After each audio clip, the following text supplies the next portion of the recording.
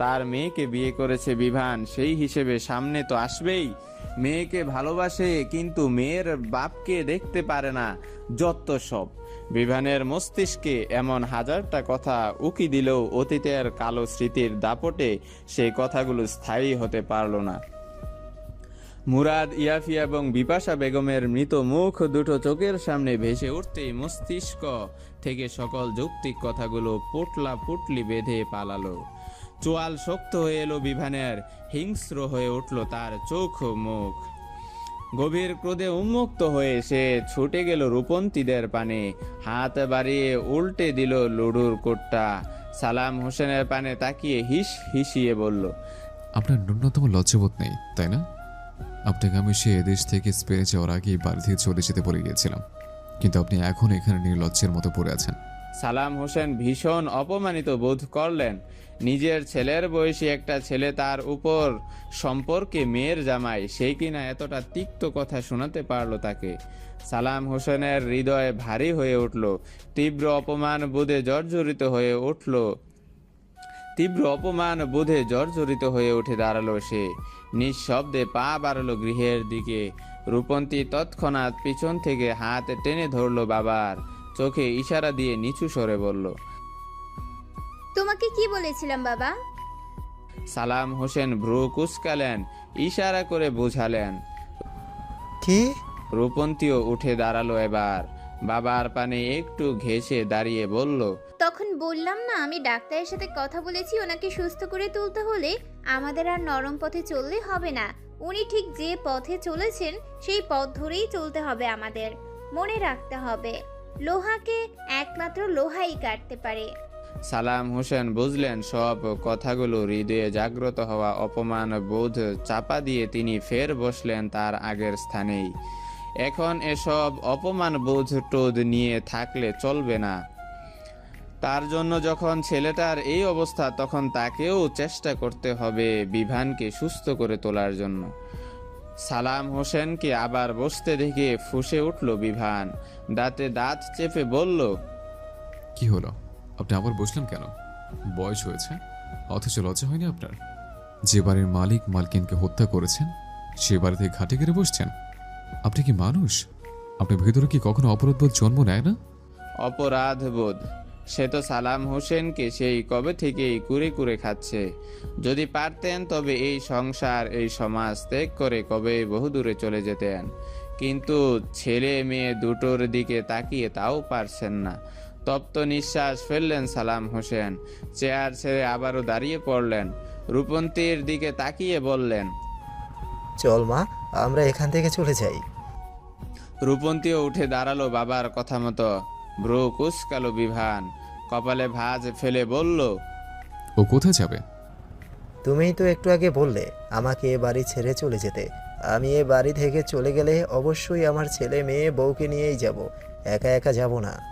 বিভানের কপালের ভাঁজ গাঢ় হলো, থমথমে কণ্ঠে সে বলল, ও আমার স্ত্রী, আমি আমার স্ত্রীকে কোথাও যেতে দেব না। তোমার স্ত্রী হওয়ার আগে ও আমার মেয়ে। হাসলো বিভান, তাচ্ছিল্যের স্বরে বলল, আপনি বোধহয় ভুলে গেছেন এই সমাজের নিয়মকানুন। এই সমাজে মেয়েদের বিয়ে হয়ে গেলে স্বামী এবং স্বামীর বাড়ি হয় তার একমাত্র ঠিকানা, এবং সে সর্বদা স্বামীর কথা শুনতে বাধ্য। সালাম হোসেন আলতো হাসলেন, উষ্ঠ বাঁকিয়ে বললেন, তুমি আমার মেয়েকে যে বিয়ে করেছো তার প্রমাণ কি? আপনার মেয়েকে জিজ্ঞেস করুন, ওই সত্যি বলে দেবে। সালাম হোসেন একবার তাকালেন মেয়ের দিকে, অতঃপর আবার বিভানের দিকে তাকিয়ে বললেন, আমার মেয়ে তো তোমার ভয়ে মিথ্যাও বলতে পারে।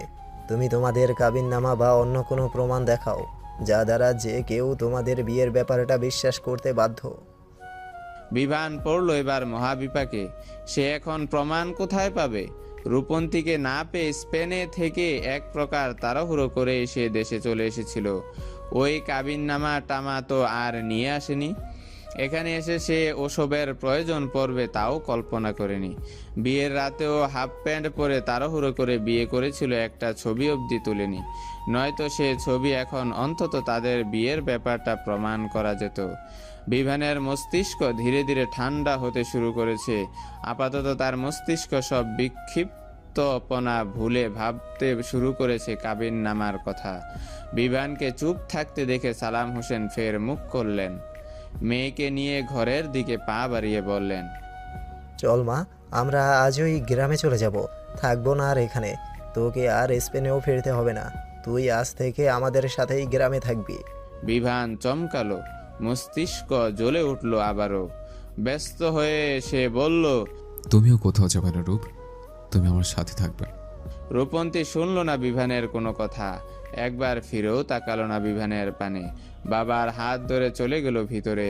দুপুরের সময় চারদিকটা কেমন ঝিমিয়ে পড়তে শুরু করেছে একটু একটু করে। তবে এই ক্ষণে বিভানদের বাড়িতে ঝড় উঠেছে। রূপন্তী দৌড়ে ঝাঁপিয়ে লাগেজ গোজাচ্ছে এই বাড়ি থেকে চলে যাওয়ার উদ্দেশ্যে। বিভান হাজার চেষ্টা করেও থামাতে পারছে না তাকে।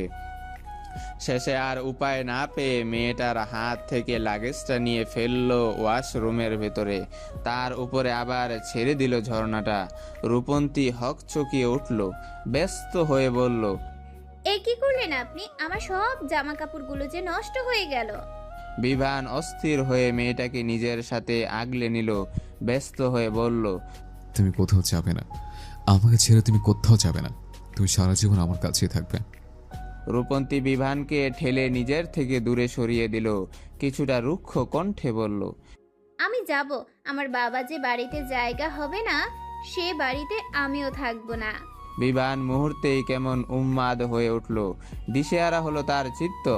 উন্মাদের ন্যায় সে হাত বাড়িয়ে গলা চেপে ধরল রূপন্তীর। হিসিয়ে বলল, তোর বাবা আমার বাবা মায়ের খুনি, তুই ওই খুনিটার সাথে কোথাও যেতে পারবি না, তুই আমার কাছে থাকবি। আমি তোকে আমি ছেড়ে কোথাও যেতে দেবো না, কোথাও না। বিভান গলাটা জোরে চেপে ধরলেও গতকালের ন্যায় ততটা জোরে ছিল না। রূপন্তী দুই হাত তুলে নিজের গলা থেকে তার হাত সরিয়ে দেওয়ার চেষ্টা করলো, কোনো মতে থেমে থেমে বলল, আমি মানি না আমার বাবা আপনার বাবা মাকে হত্যা করতে পারে। আমি থাকবো না আপনার সাথে। যে লোক আমার বাবাকে সম্মান করতে পারে না আমি তার কাছে থাকবো না। বিভান দিশেহারা হয়ে উঠল আরো, সাথে সালাম হোসেনের উপরও ক্রোধ বাড়ল। ওই লোকটা তার বাবা মাকে তো কেড়ে নিয়েছে, এখন রূপন্তীকেও কেড়ে নিতে চাইছে। সব হারিয়ে এই মেয়েটাকে নিয়ে সে একটু ভালোভাবে বাঁচতে চেয়েছিল, তাও হতে দিতে চাইছে না ওই লোক। না, অনেক ছাড় দেওয়া হয়েছে সালাম হোসেনকে, আর ছাড় দেওয়া যাবে না। এবার একটা হেস্তনেস্ত করতেই হবে। বিভান রূপন্তীকে এক প্রকার ছুঁড়ে ফেলে দিল মেঝেতে, অতঃপর কক্ষ থেকে বেরিয়ে গেল হন হন করে। মেয়েটা শক্ত মেঝেতে পেয়ে ব্যথা পেল, পাত্তা দিল না। এমন হাজারো ব্যথা পেতে সে রাজি, তবু যদি ছেলেটা একটু সুস্থ হয়ে ওঠে, তার হৃদয় থেকে সকল অস্থিরতা উন্মাদনা দূর করতে পারে। রূপন্তী তৎক্ষণাৎ মেঝে থেকে উঠে দাঁড়ালো, ছুটতে লাগলো বিভানের পিছু পিছু। বিভান কক্ষ থেকে বেরিয়ে সোজা এলো সালাম হোসেনের কক্ষের সম্মুখে। কক্ষের দরজা খোলাই ছিল। ভিতরে সালাম হোসেন এবং পাখি বেগম নিজেদের জামাকাপড় গোছাচ্ছিলেন। বিভান আর কোনো দরজায় কোনো টোকাফোকা দিয়ে সময় নষ্ট করলো না, লম্বা লম্বা পা ফেলে ঢুকে গেল ভিতরে। কেউ কিছু বুঝে ওঠার আগেই সালাম হোসেনের হাত টেনে আবার পা বাড়ালো বাইরের দিকে।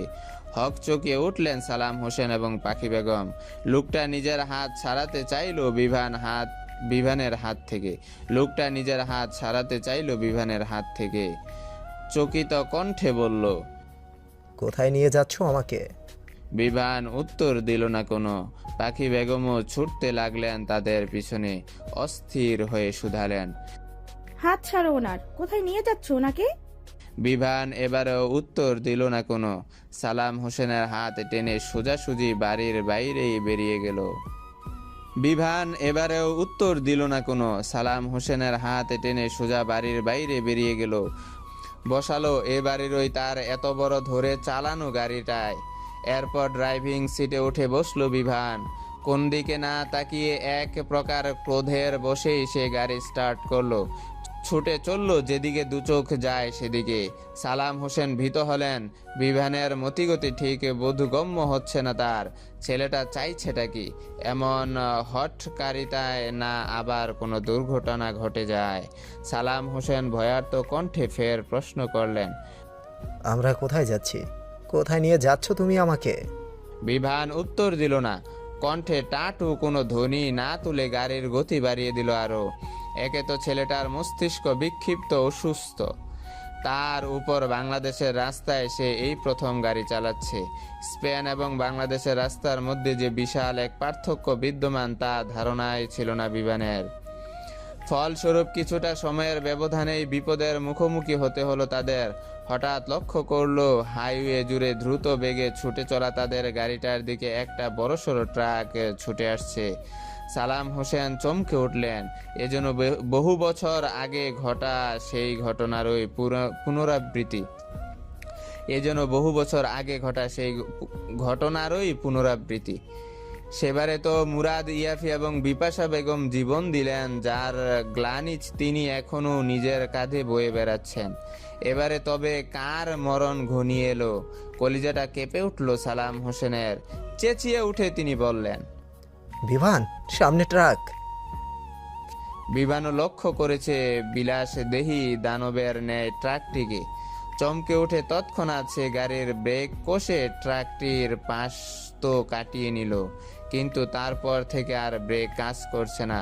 রাতের আধারে হাইওয়ে ধরে তাদের ব্রেকহীনা গাড়িটা ছুটে চলতে প্রচন্ড বেগে। রাতের আধারে হাইওয়ে ধরে তাদের ব্রেকহীনা গাড়িটা ছুটে চলছে প্রচন্ড বেগে। যে কোনো সময় যে কোনো বিপদ আপদ ঘটে যেতে পারে। বিমানের মস্তিষ্ক ফাঁকা হয়ে পড়ল। কি করবে বুঝে উঠতে পারলো না ছেলেটা। হ্যাঁ, সালাম হোসেনের উপরে বিভানের রাগ বহুদিনের, তাকে সে সহ্য করতে পারে না। কিন্তু এই বলে কোনোদিন লোকটা মরে যাবে বা মেরে ফেলবে এ কথা সে ভাবেনি। এমন দুর্যোগের মুহূর্তে সালাম হোসেনও ঠিক কি করবেন বুঝে উঠতে পারলেন না। তার হৃদয়ে শুধু একটা কথাই কড়া নাড়ল, তার যা হয় হোক, বিভানের কিছু হতে দেওয়া যাবে না। এমনি ছেলেটা মা বাবা হারিয়ে নিঃস্ব, আর তার মা বাবা হারানোর পেছনে তো সেই দায়ী। তাছাড়া বিভানের কিছু হয়ে গেলে তার মেয়েটা বিধবা হয়ে যাবে। সালাম হোসেন এমন এক মুহূর্তে সময় ব্যয় করে আর ভাবতে বসলেন না কিছু। হুট করে তার মস্তিষ্কে যা হানা দিল তাই করলো। এক হাতে গাড়ির স্টেরিয়াং ধরে অন্য হাতে বিভানকে ধাক্কা মারলো। মুহূর্তেই চলন্ত গাড়ি থেকে ছেলেটা ছিটকে পড়লো রাস্তার পাশে। আর সালাম হোসেন সে উম্মাদের ন্যায় গাড়ি নিয়ন্ত্রণের চেষ্টায় মত্ত হলো। নিজের এত বছরের ড্রাইভিং অভিজ্ঞতা কাজে লাগিয়ে নিয়ন্ত্রণের চেষ্টা চালালো গাড়িটাকে। সম্পূর্ণরূপে সে গাড়িটা নিয়ন্ত্রণে না আনতে পারলেও সামনে একটা বড় গাছ দেখে তার সাথে ঠেকাতে চাইল। গাড়িটা মুহূর্তেই দ্রুত বেগে আছড়ে পড়লো গাছটার সাথে। সালাম হোসেনের মাথাটা গিয়ে লাগলো গাড়ির স্টেরিয়াং এর সাথে। মুহূর্তেই ঝিমঝিম করে উঠলো তার মাথাটা। রক্ত গড়িয়ে পড়লো কপাল থেকে। তীব্র ব্যথায় অবশ হয়ে উঠলো শরীরখানা। তিনি বুঝলেন অল্প সময়ের মধ্যেই তিনি জ্ঞান হারাবেন। হতে পারে এই জ্ঞান হারানোই তার জীবনের শেষ।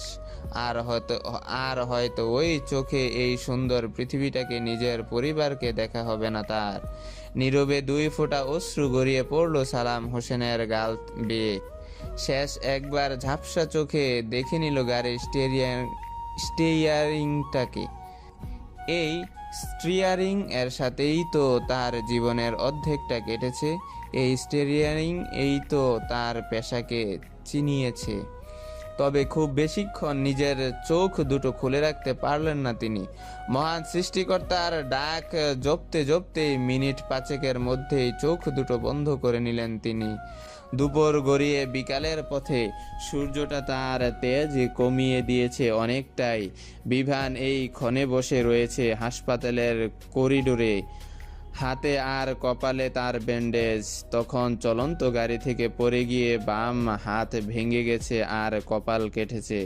শরীরের বিভিন্ন স্থান ছেলে ছুলে গেলেও ততটা গুরুতর নয়। কিন্তু সালাম হোসেনের অবস্থা আশঙ্কাজনক। মাথায় বেশ গুরুতর আঘাত লেগেছে তার। এখানে আসার পরপরই ডাক্তাররা জরুরি ভিত্তিতে অপারেশনের জন্য নিয়ে গেছে তাকে। কিছুটা সময় অতিবাহিত হতে না হতেই রূপন্তীরা সবাই মিলে হাসপাতালে চলে এলো। শুধু আসতে পারেননি জালাল আহমেদ এবং জুবাইদা বেগম। তারাও আসতে চাইছিলেন, কিন্তু বয়সের ভারে হাঁটা চলার কষ্টের জন্য আর আসতে পারেননি। রূপন্তী হাসপাতালে ঢুকতেই দিশেহারা হয়ে খুঁজল বিভান এবং সালাম হোসেনকে। খানিকক্ষণ বাদে পেয়েও গেল তাকে। মেয়েটা ছুটে গেল বিভানের নিকট। অস্থির হয়ে দেখল বিভানের হাত এবার কপালের ব্যান্ডেজ করা স্থানটা। ব্যস্ত হয়ে শুধালো, আপনি ঠিক আছেন তো? বিভান ঘাড় বাঁকিয়ে তাকালো রূপন্তীর পানে। অস্ফুট সুরে বলল। হুম। রূপন্তী আশেপাশে তাকালো, ফের অস্থির হয়ে প্রশ্ন করলো, বাবা, বাবা কোথায়? বিভান জবাব দিল না কোনো। ঘাড় ঘুরিয়ে তাকালো অপারেশনের রুমের পানে। রূপন্তী বুঝে গেল তার বাবা এই রুমেই আছেন। হৃদয় ভীত হলো মেয়েটার। সালাম হোসেন এই কক্ষে কেন? তবে কি তার কিছু হয়েছে? মেয়েটা ভয়ার্ত কণ্ঠে বলল, বাবা ঠিক আছেন তো? তার কিছু হয়নি তো? সে যখন দেখেছে তখন তিনি অজ্ঞান ছিলেন, আর অপারেশন রুমে ঢোকার পর ডাক্তার এখনো বেরোননি। পাখি বেগম আঁচলে মুখ ঢেকে কেঁদে উঠলেন। রায়ান মায়ের পাশে দাঁড়িয়ে সান্ত্বনা দেওয়ার চেষ্টা করলো। রূপন্তীর হৃদয়ও দিশেহারা। একজন মানুষের কিছু না হলে শুধু শুধু তো আর অপারেশনের রুমে নিয়ে যাবে না। কে জানে লোকটার কি অবস্থা। সকলের ভাবনা চিন্তার মধ্যেই একজন নার্স বেরিয়ে এলেন অপারেশনের রুম থেকে। রূপন্তী তৎক্ষণাৎ উঠে দাঁড়ালো, নার্সের পানে এগিয়ে গিয়ে শুধালো, আমার বাবার কি অবস্থা ম্যাম? নার্সটি তাড়াহুড়ো করেই উত্তর দিলেন। নার্সটি কোনোভাবে কথাগুলো বলেই চলে গেলেন। রূপন্তীর হৃদয় আরো অস্থির হয়ে উঠল। বাবাকে হারানোর ভয়ে ভীত হয়ে পড়ল ভীষণভাবে। ধপ করে সে বসে পড়ল বিভানের পাশে। বিভান তাকালো তার দিকে। হৃদয়ে ঝড় চলছে তার। আজ সালাম হোসেনের এই অবস্থার জন্য তো সেই দায়ী। সে যদি সালাম হোসেনকে তখন ওভাবে না নিয়ে যেত, ক্রোধের বশবর্তী হয়ে গাড়ি না চালাতো, তবে আজ এই দুর্ঘটনা ঘটতো না। সালাম হোসেনকে সে যতই ঘৃণা করুক না কেন কখনো তার মৃত্যু চায়নি। কিন্তু আজ যদি তার কারণেই লোকটার হয়ে যায় কিছু, রূপন্তী এখন নিশ্চয়ই তাকেই এই দুর্ঘটনার জন্য দায়ী করবে, যেমনটা সে করেছিল মুরাদ, ইয়াফি এবং বিপাশা বেগমের বেলায়। তীব্র অপরাধ বোধে জর্জরিত হয়ে পড়ল ছেলেটা। নিচু স্বরে বলল, তোমার বাবার এই অবস্থার জন্য তুমিও কি আমাকে দায়ী করবে? রূপন্তী পাশ ফিরে তাকালো, শীতল কণ্ঠে প্রশ্ন করলো, গাড়িটা কে চালাচ্ছিল? আমি। এইটুকু বলেই কিছুটা উত্তেজিত হয়ে পড়ল বিভান। অস্থির হয়ে বলল, কিন্তু বিশ্বাস করো, আমি চাইনি ওনার অবস্থা এই হোক, কিন্তু কি থেকে কি হয়ে গেল নিজেও জানি না। আপনি আমাকে আঘাত করার আগেও তো জানেন না যে আঘাত করে বসবেন।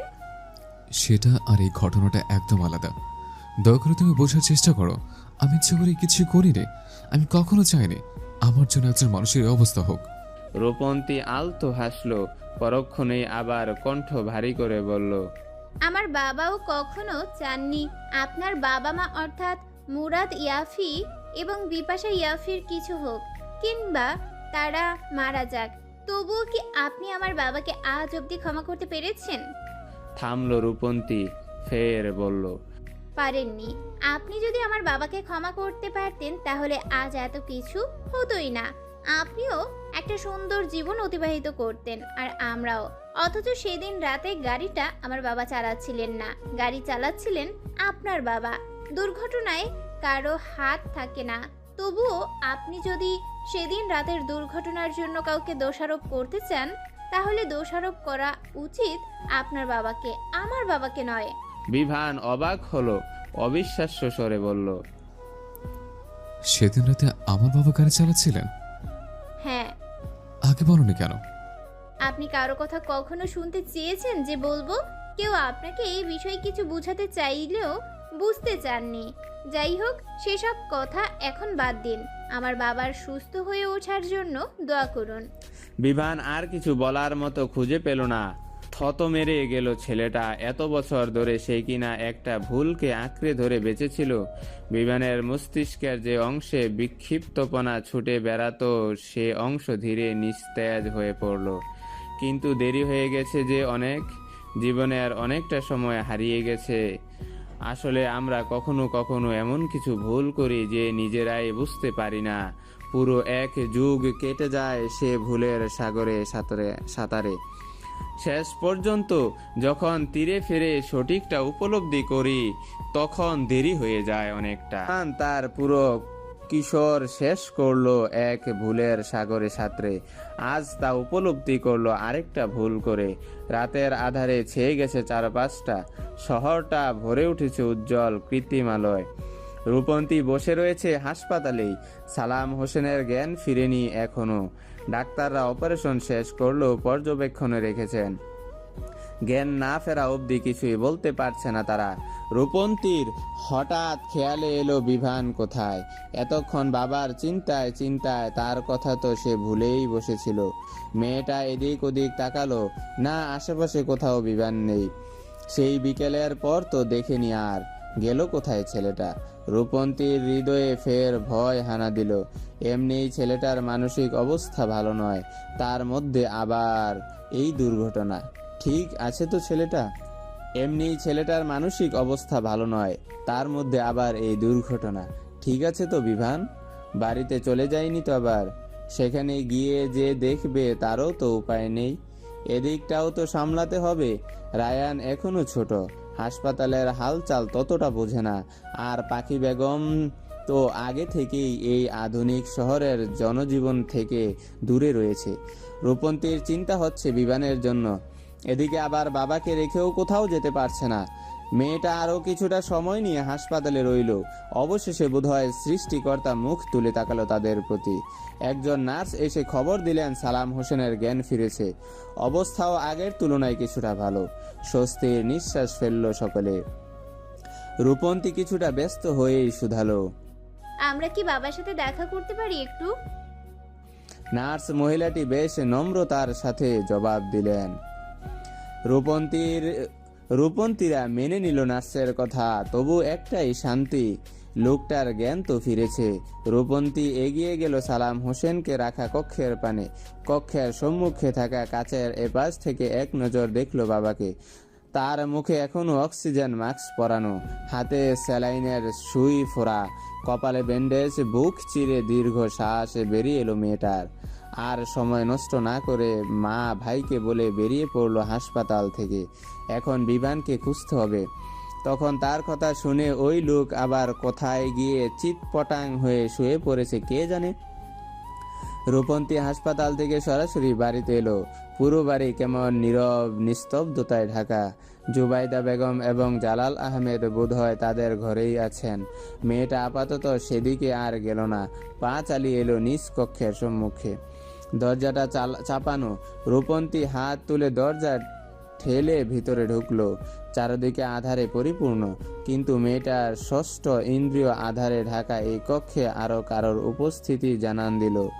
রূপন্তী এদিক ওদিক হাতড়ে কক্ষের লাইট জ্বালালো। পেছন ঘুরে সত্যি সত্যি বিভানকে পেল সে। খাটের সাথে হেলান দিয়ে মেঝেতে বসে রয়েছে বেচারা। দৃষ্টি তার ছাদের পানে।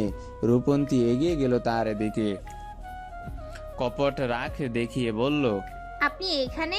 আর আমি আপনাকে কত জায়গায় খুঁজেছি। হাসপাতাল থেকে চলে আসার আগে বলে আসবেন তো? প্রত্যুত্তরে বিভান চুপ রইল। একবার তাকালোও না রূপন্তীর দিকে। তপ্ত নিঃশ্বাস ফেলল মেয়েটা। বসলো বিভানের পাশে। কোমল স্বরে জিজ্ঞেস করলো, কি হয়েছে, মন খারাপ? বিভান ছাদের পানে দৃষ্টি রেখেই মৃদু স্বরে আওড়ালো, তুমি দিন থাকতে দিনের সাধন কেন করলে না? সময় গেলে সাধন হবে না, সময় গেলে সাধন হবে না। থামলো বিভান, দীর্ঘ শ্বাস ফেলে বলল, ভুলে ভুলে গেল আমার জীবনটা। জীবনের সবচেয়ে গুরুত্বপূর্ণ সময়টা শেষ করে আরেকটা ভুলের মাধ্যমে আমি বুঝলাম নিজের ভুল। রূপন্তী বোধহয় বুঝলো বিভানের কথার মানে। এত বছর পর ছেলেটা নিজের ভুল বুঝতে পেরেছে ভেবে খুশিও হলো কিঞ্চিত। তার মাথায় সে হাত বুলিয়ে বলল, মানুষের জীবনের সবচেয়ে বড় মূল্যবান সম্পদ হলো কি? সময়। স্বাস্থ্য বলুন আর অর্থ বলুন, একবার হারালে চেষ্টা করলে আবারও ফিরে পাওয়া যায়, কিন্তু সময় একবার চলে গেলে হাজার চেষ্টা করেও আর ফিরিয়ে আনা যায় না। রূপন্তী একটু সময় নিল, ফের বলল, দেরিতে হলেও আপনি যে আপনার ভুলটা বুঝতে পেরেছেন এই অনেক। জীবনের অনেকটা বছর হারিয়ে গেছে, এখন আবার সেই হারানো সময়টাতে আপনি কি করেছেন কি করেননি তা নিয়ে অনুতপ্ত হয়ে বাকিটা জীবন নষ্ট করবেন না। জীবন সুন্দর, জীবনকে অনুভব করতে শিখুন। অনেক তো গুমড়ে গুমড়ে বাঁচলেন, এবার না হয় প্রাণ খুলে বাঁচুন। বিভান তাকালো রূপন্তীর পানে, শান্ত কণ্ঠে প্রশ্ন করলো। তোমার বাবার এই অবস্থার জন্য নিশ্চয়ই তুমি আমাকে দায়ী করছো। আমি জানি আমার সামনে যতই তুমি স্বাভাবিক থাকার চেষ্টা করো, মনে মনে ঠিকই আমাকেই দোষী মেনে নিয়েছ। রূপন্তী আলতো হাসলো। বিভানের এক হাত পুরে নিল নিজের হাতের ভাঁজে, অভয় দিয়ে বলল, আপনি যেটা করেছেন তাতে হয়তো আমার আপনাকে দোষী মনে করা যুক্তিসঙ্গত ছিল, কিন্তু আমি আপনাকে দোষী মনে করি না। আমি জানি আপনার পরিস্থিতি, আপনার অসুস্থতা, আর এটাও জানি আপনি ইচ্ছে করে কিছুই করেননি। এতদিন আপনার সাথে থেকেছি, এতটা ভালোবেসেছি, আর আপনাকে যদি এইটুকু না চিনি তাহলে কি করে হয়? থামলো রূপন্তী, চাপা নিঃশ্বাস ফেলে ফের বলল, জানেন তো, মাঝে মাঝে আমাদের ভাগ্য এমন এক পরিস্থিতিতে এনে দাঁড় করায় যেখান থেকে আমরা সিদ্ধান্তহীনতায় ভুগি, বিধ্বস্ত হয়ে পড়ি। আমাদের কি করা উচিত, কোনটা করলে ভালো হবে কিছুই বুঝে উঠতে পারি না। অথচ আমাদের পরিস্থিতিগুলোকে আমরা যদি একটু সহজ করে ভাবতে শুরু করি তাহলেই কিন্তু সমাধান পেয়ে যাই, জীবনটাও সহজ হয়ে ওঠে। আমিও সব কিছুকে সহজভাবে ভেবেছি, আপনার দিকটাও বুঝেছি আর আমার বাবার দিকটাও বুঝেছি। তাই আপনাদের কারোর উপরেই আমার কোনো রাগ, অভিমান কিংবা অভিযোগ নেই। আমি শুধু চাই আপনারা দুজনেই প্রাণ খুলে বাঁচুন, একে অপরের সাথে সুসম্পর্ক রেখে বাঁচুন। আপনি আমার বাবাকে ক্ষমা করে দিন, আর আমার বাবাও এত বছরের অপরাধ বোধ থেকে এবার মুক্তি পাক। বিভানের দৃষ্টি শীতল হলো। মৃদু স্বরে সে জিজ্ঞেস করলো, জ্ঞান ফিরেছে আঙ্কেলের? রূপন্তী মাথা নাড়িয়ে ইতিবাচক জবাব দিল, মুখে বলল, হ্যাঁ, ফিরেছে। আগের থেকে এখন কিছুটা ভালো আছে সে। সময় চলমান, সময়ের এই চলমান ধারায় কেটে গেছে বেশ কয়েকটা দিন। সালাম হোসেন এখন অনেকটা সুস্থ। তাকে হাসপাতাল থেকে বাড়িতে নিয়ে আসা হয়েছে গতকাল। যদিও এখনো হাঁটতে চলতে একটু কষ্ট, তবে তাতে আশঙ্কার কিছু নেই। বিভান ভাঙ্গা হাত গলায় ঝুলিয়ে সালাম হোসেনের কক্ষের সম্মুখে দাঁড়িয়ে রয়েছে। বিগত দিনগুলোতেও সকলের আড়ালে কয়েকবার সে এসে এসে উকিঝুঁকি মেরে গেছে শ্বশুরের কক্ষের দিকে, কিন্তু লজ্জা, সংকোচ আর সংশয়ে ভিতরে ঢুকতে পারেনি। বিগত বছরগুলোতে সে যা করেছে, তাছাড়া লোকটার এই অবস্থাও তো তার জন্যই। বিভান যেদিন নিজের ভুল বুঝতে পেরেছে সেদিন থেকে অপরাধ বোধে ভুগেছে। সালাম সাহেবের নিকট বারবার মাফ চাইতে এসেও আবার ফিরে যাচ্ছে। বিভান সময় নিল একটু। না, আজ আর সে ফিরে যাবে না। অন্যায় যখন করেছে তখন মাফ চেয়ে তবেই অন্য কিছু। জোরে জোরে কয়েকটা নিঃশ্বাস নিয়ে ছেলেটা ভিতরে ঢুকলো। সালাম হোসেন শুয়েছিলেন বিছানায়। বিভানকে ঢুকতে দেখেই উঠে বসলো সে। বিভানও তাড়াহুড়ো করলো, ব্যস্ত হয়ে ছুটে গেল শ্বশুরের পানে। এক হাতে ধরে সাহায্য করলো তাকে উঠে বসতে। সালাম হোসেন খুশি হলেন তার এমন ব্যবহারে। উষ্টে হাসি ফুটিয়ে বলল, কেমন আছো বাবা? সেদিনের পর তোমার সাথে আর দেখা হলো না। শুনেছি তোমার হাত ভেঙেছে, কিন্তু দেখতে যেতে পারিনি। নিজের শরীরের এই অবস্থা, তার মধ্যে তোমাকে দেখতে যাই কিভাবে বলো? বিভান এলোমেলো দৃষ্টি ফেলল। আমিও তো দেখতে আসি না আপনাকে। তা আসবে কিভাবে? তুমিও তো অসুস্থ ছিলে। বিভানের চোখ জোড়া ছলছল করে উঠল। এই লোকটা কতটা অমায়িক এবং নরম ধাঁচের, অথচ এত বছর ধরে কিনা তার উপরে সে খুব পুষে রেখেছিল। তাকে পদে পদে অপমান করেছে, এমনকি বাড়ি থেকে বের করে দেওয়া পর্যন্ত চেষ্টা করেছিল। অনুতাপ বোধ চড়াও হলো বিভানের হৃদয়ে। এই মুহূর্তে এসে নিজেকে ভীষণ বড় অপরাধী মনে হলো।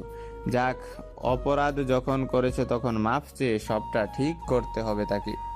আড়ালে চোখ মুছল বিভান, আমতা আমতা করে বলল, আপনার সাথে কিছু কথা ছিল। বলে ফেলো। বিভান সময় নিল একটু, তপ্ত নিঃশ্বাস ফেলে বলল, আমি আমার ভুল বুঝতে পেরেছি আঙ্কেল। এত বছর ধরে আমি আপনার উপরে অনেক অন্যায় করেছি, অনেক জুলুম করেছি। আমাকে দয়া করে মাফ করে দিন। আপনি না মাফ করলে আমি মরেও শান্তি পাবো না। সালাম হোসেন হাসলেন। বিশাল একটা পাথর নেমে গেল যেন তার বুক থেকে। অবশেষে ছেলেটা তার ভুল বুঝতে পেরেছে। সে আর কখনো মুরাদ, ইয়াফি এবং বিপাশা বেগমের মৃত্যুর দায় তার উপরে চাপাবে না। এত বছরের অপরাধবোধ একটু হলেও কাটলো সালাম হোসেনের হৃদয় থেকে। উষ্ঠে হাসির রেখা ধরে রেখেই তিনি বললেন, তোমার উপরে আমার কখনো কোনো রাগ, অভিমান বা অভিযোগ ছিল না যে আমি মাফ করব। তোমার মধ্যে আমি কখনো কোনো ভুল খুঁজে পাইনি। যে বয়সে এবং যেভাবে তুমি তোমার মা বাবাকে হারিয়েছিলে, তোমার জায়গায় আমি থাকলেও হয়তো তোমার মতনই ভাবতাম। মা বাবা হারানোর শোকে তোমার মতোই উন্মাদ হয়ে উঠতাম। তুমি বরং আমাকে মাফ করো। আমার সেদিন উচিত হয়নি তোমার বাবাকে গাড়ি চালাতে দেওয়ার। জোর করে হলেও গাড়িটা আমার চালানোই উচিত ছিল। তাহলে হয়তো আজ তারা আমাদের মধ্যেই বেঁচে থাকতেন। দীর্ঘশ্বাস ফেললেন সালাম হোসেনের। বিভান তার হাতটা রাখলো শ্বশুরের হাতের উপরে, অতঃপর বলল, ছি ছি আঙ্কেল, এসব বলবেন না। সেদিন আপনার কোনো দোষ ছিল না। ওটার পাঁচটা দুর্ঘটনার মতো একটা দুর্ঘটনা ছিল। এতদিন আমি আমার হৃদয়ে একটা ভুল চেপে রেখেছিলাম। আপনি দয়া করে সে একই ভুল করবেন না। সালাম হোসেনের আঁখি ভরে উঠল অশ্রুকণায়। তবে মুখে হাসি ফুটিয়ে তিনি বললেন, আঙ্কেল কি? বাবা বলো বাবা। আমার মেয়েকে বিয়ে করেছো, সেই হিসেবে আমি তো তোমার বাবাই হলাম। এখন যদি বাড়ির সামান্য একজন ড্রাইভার বলে সে সম্পর্ক অস্বীকার না করো, তবে বাবা বলেই ডেকো। ছি ছি, এসব কি বলছেন আপনি? হতে পারে বাবা মার মৃত্যু নিয়ে আপনার উপরে আমার একটা ক্ষোভ ছিল, তাই আপনাকে ঘৃণা করতাম। তবে আপনার পেশা নিয়ে আমি কখনোই আপনাকে ছোট করে দেখিনি। আমি সব জেনে শুনে রূপন থেকে বিয়ে করেছে।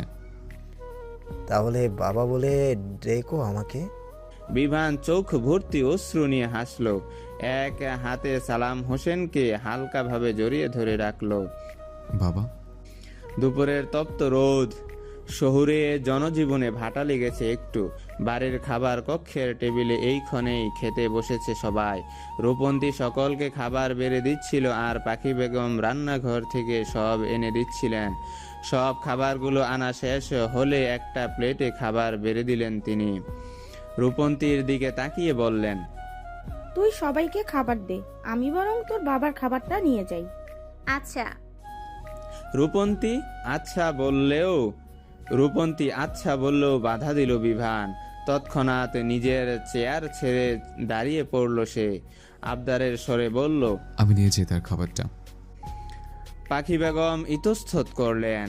ছেলেটার এক হাত ভাঙা, এই অবস্থায় তার নিজের খেতেই দায়, সে আবার অন্যকে খাওয়াবে কিভাবে? আবার মেয়ের জামাই বলে কথা, মুখের উপরে কিছু বলতেও পারছে না। ভদ্রমহিলা তাকালেন মায়ের পানে। রূপন্তী বুঝে নিল মায়ের চোখের ভাষা। কপালে ভাঁজ ফেলে সে বিভানকে বলল, নিজেরই তো হাত ভাঙা, আপনি আবার অন্যকে খাওয়াবেন কিভাবে? তার থেকে বরং বসে বসে নিজের খাওয়া শেষ করুন। বিভান ঘোর প্রতিবাদ করল রূপন্তীর কথায়। ভাঙা হাতটা একটু উঁচু করে দেখিয়ে বলল, আমার বাম হাত ভেঙেছে, খাবো তো ডান হাত দিয়ে। রূপন্তী তবুও বারণ করতে চাইলে তাকে থামিয়ে দিলেন পাখি বেগম। ছেলেটা যখন সালাম হোসেনের জন্য খাবার নিয়ে যেতে চাইছে, তখন যাক না। ধীরে ধীরে তাদের জামাই শ্বশুরের সম্পর্কের উন্নতি ঘটছে। তাদের উচিত এই সম্পর্ক উন্নয়নে সাহায্য করা। তার যদি না খাইয়ে দিতে পারে, তখন তারা তো আছেনই। পাখি বেগম অধর এলিয়ে হাসলেন। হাতের প্লেটটা বিভানের দিকে এগিয়ে দিয়ে বললেন, যাও খাইয়ে দাও তোমার শ্বশুরকে। বিভান খুশি হলো। হাত বাড়িয়ে খাবারের থালাটা নিয়ে গেল সালাম হোসেনের কক্ষে, বসলো তার পাশে। সালাম হোসেনও বসাই ছিলেন। বিভানকে খাবার নিয়ে আসতে দেখে অবাক হলেন তিনি। অবাক স্বরেই বললেন, এই অবস্থায় তুমি খাবার নিয়ে এলে যে? ওরা কোথায়? সবাই আছে, তারাই নিয়ে আসতে চাইছিল, কিন্তু কেন যেন আজ আমার আপনাকে খাইয়ে দিতে ইচ্ছে হলো, তাই আমি নিয়ে এসেছি। সালাম হোসেনের হৃদয়ে প্রফুল্ল হলেন। এতদিনে তাদের সম্পর্কটা ভালো হয়েছে। তবে কিছু চিন্তারা ভর করলো তার উপর। ইতস্তত করে বললেন, তোমারই তো খেতে কষ্ট, আবার আমাকে খাইয়ে দিবে কিভাবে? বিভান চামচে করে প্লেট থেকে খাবার তুলল, সালাম হোসেনের মুখের সামনে ধরে বলল, এই যে এইভাবে। এবার খেয়ে নিন বাবা। সালাম হোসেন হাসলেন, খেতে শুরু করলেন বিভানের হাতে। খাওয়াতে খাওয়াতে ছেলেটা এক পর্যায়ে বলল, একটা কথা বলুন তো বাবা, আপনি তো নরম মানুষ, শাশুড়ি মেয়ে এত নরম, কিন্তু আপনার মেয়েটা এমন দচ্ছল প্রকৃতির হলো কোত্থেকে?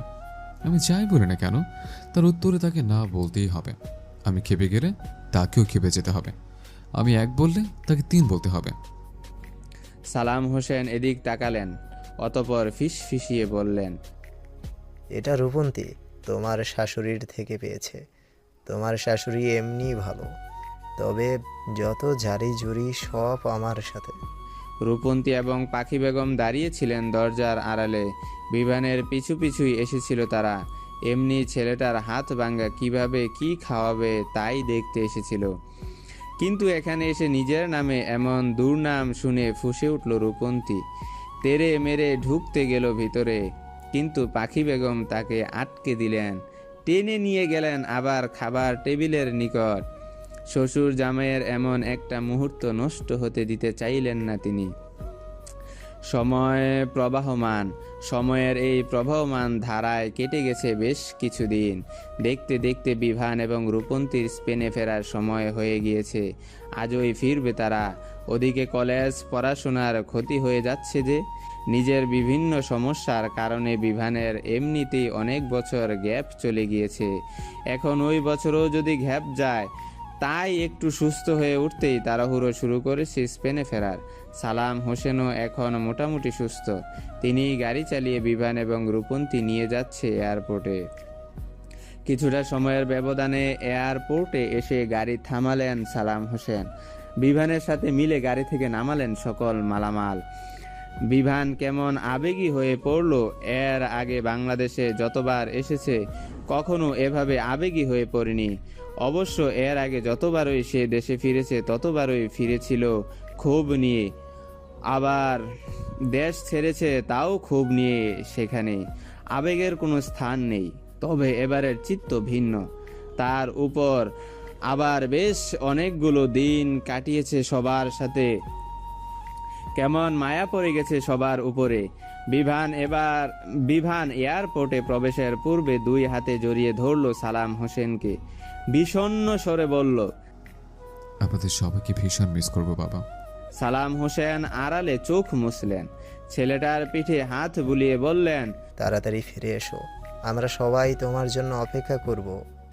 রৌদ্রোজ্জ্বল সুন্দর একটি দিন। চারদিকে জনমানবের ব্যস্ততার হিড়িক লেগেছে। কেউ নিজেদের জীবিকার জন্য ছুটছে, কেউ ছুটছে স্কুল কলেজে। শহরের হাসপাতালগুলোতেও কেমন হইচই একটা অবস্থা। তেমনই একটি হাসপাতালের বিছানায় শুয়ে আছে রূপন্তী। পাশে রয়েছে বিভান, সালাম হোসেন, পাখি বেগম, রায়ান এবং জুবাইদা বেগম। জালাল হোসেন আগের তুলনায় আরো নরম হয়ে পড়ায় আসতে পারেননি। জুবাইদা বেগমও কেবল এসেছেন, আবার চলে যাবেন এক্ষুনি। তিনি বিভানের কোল থেকে সদ্য ভূমিষ্ঠ হওয়া কন্যা সন্তানটিকে কোলে নিলেন। এই কন্যাটি বিভান এবং রূপন্তীর পড়াশোনা শেষ করেই তারা আবার দেশে ফিরে এসেছিল। দেশে ফিরেছে তাও প্রায় 4 বছর কেটে গেছে। এ 4 বছরে ইমাদ, দোলা, জ্যাক এবং এলিনার সাথে দেখা না হলেও যোগাযোগ আছে। ইমাদ বিয়ে করেনি এখনো, কিংবা কোনো প্রেমের সম্পর্কেও জড়ায়নি, তবে তার জীবন নিয়ে বেশ আছে। পড়াশোনা শেষ করে একটা কলেজে প্রফেসর হিসেবে চাকরি নিয়েছে, আর একটু সুযোগ পেলে ছুটে যাচ্ছে ট্যুরে প্রাকৃতির কোলে। দোলাও এখনো বিয়ে করেনি কিংবা কোনো প্রেমের সম্পর্কে জড়ায়নি। পড়াশোনা শেষ করে একটা কোম্পানিতে সম্মানের সাথে কর্মরত সে। আর জ্যাক এবং এলিনা চুটিয়ে প্রেম করছে, খুব শীঘ্রই হয়তো বিয়েও করে নিবে তারা দুজন। হাসপাতালের কক্ষের মধ্যে হই হই রই রই একটা পরিবেশের মধ্যে এসে ঢুকলো ইমাদ, জ্যাক, দোলা এবং এলিনা। রূপন্তীর ডেলিভারির ডেটের আগেই তারা এসে পৌঁছাতে চেয়েছিল দেশে, কিন্তু দুর্ভাগ্যবশত এসে পৌঁছালো ডেলিভারির পরে। বিমান হঠাৎ এভাবে সকলে দেখে অবাক হলো, সাথে আনন্দে পরিপূর্ণ হয়ে উঠল তার হৃদয়। কতদিন পর সকল বন্ধু বান্ধবের সাথে দেখা। ছেলেটা এগিয়ে এসে জড়িয়ে ধরলো ইমাদকে, অতঃপর বলল, তোরা হঠাৎ এইভাবে? ইমাদ হাসলো, নিজের থেকে বিভানকে ছাড়িয়ে বলল, আমাদের জুনিয়র আসবে আর আমরা আসবো না, তা কি হয় কখনো? রূপন্তী অন্তঃসত্ত্বা হওয়ার পর থেকে আমরা পরিকল্পনা করছিলাম ওর ডেলিভারি হওয়ার আগে থেকেই চলে আসবো, কিন্তু আমাদের জুনিয়র তো সেটুকু সময়ও ওয়েট করতে পারলো না, আমাদের আসার আগেই চলে এলো। বিভান হাসলো, জ্যাকের সাথে কোলাকুলি পর্ব শেষ করে সবাইকে শুধালো। কেমন আছো তোমরা? একে একে উত্তর দিল সবাই। বেশ কিছুক্ষণ একসাথে সময় কাটিয়ে বাইরে বেরিয়ে এলো। হাসপাতালেও বা কতক্ষণ থাকা যায়? তাছাড়া তারা স্পেন থেকে ফিরে সরাসরি হাসপাতালে চলে এসেছিল। এখন সবার একটু ফ্রেশ হওয়ার দরকার। হাসপাতাল থেকে বাইরে বেরোতেই ইমাদের পিছু ডাকলো দোলা।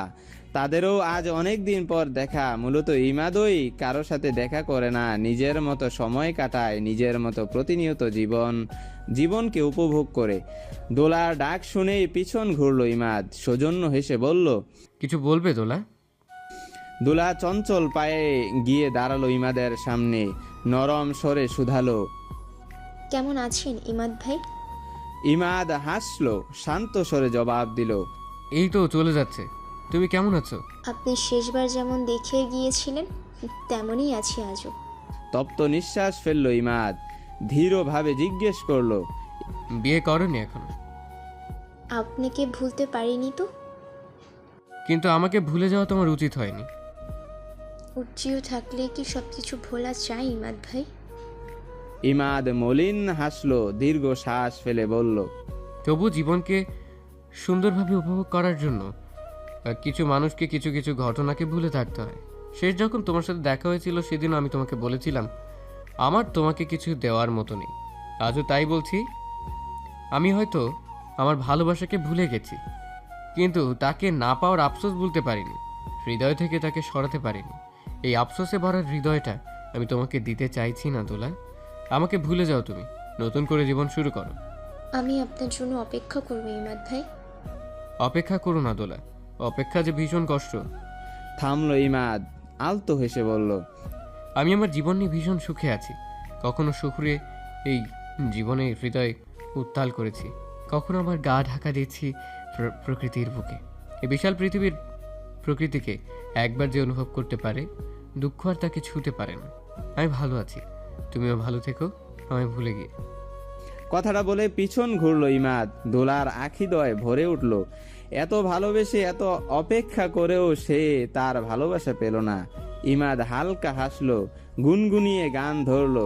থামলো ইমাদ, আকাশের প্রাণে দৃষ্টি দিয়ে বলল, একতরফা ভালোবাসাতেও আলাদা একটা প্রশান্তি আছে। তাকে চাওয়া পাওয়ার কোনো আকাঙ্ক্ষা থাকে না, যতটুকু থাকে শুধু ভালোবাসা। তার কাছে নিজের ভালোবাসা প্রকাশ করার কোনো তাড়া থাকে না, তাকে হারানোর ভয় থাকে না, তার থেকে দূরে যাওয়ার ভয় থাকে না। তবে হৃদয়ের কোনো আফসোসটা থেকে যায় সারা জনম।